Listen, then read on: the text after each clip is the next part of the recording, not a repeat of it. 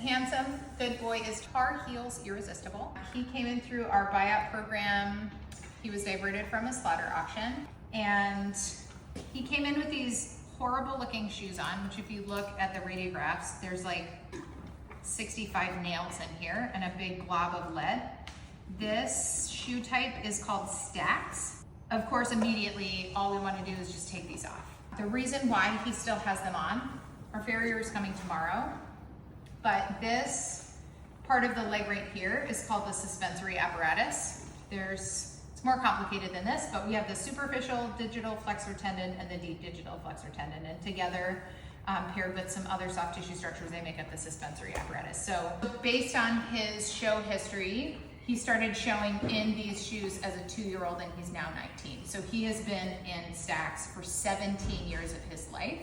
And so this suspensory apparatus has been at this angle.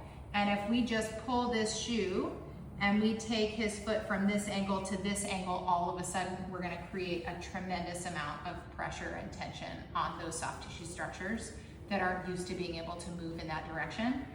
I am not a farrier. I don't even know how you would get out these huge, they look like roofing nails to me. They look like these big construction nails, but in the x-rays we can see how many nails are actually holding this shoe in place. So it's not just this that we can take off, but we also have to be very, very careful to support the soft tissue structures of the leg. We'll need to include exercise restriction, really thick bedding. I did a bunch of research because I actually don't have any experience with this. It doesn't seem like this happens very often, that these horses make it to a safe retirement option where they can have these shoes off.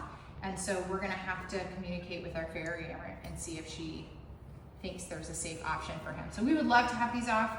They smell atrocious. There actually were rocks kind of packed up behind here, and it definitely smells like there's thrush or some other bad kind of infection happening underneath. I also can't really evaluate the coffin bone radiographically. There are some changes, but because there's a giant glob of lead is completely radio opaque, nothing goes through it.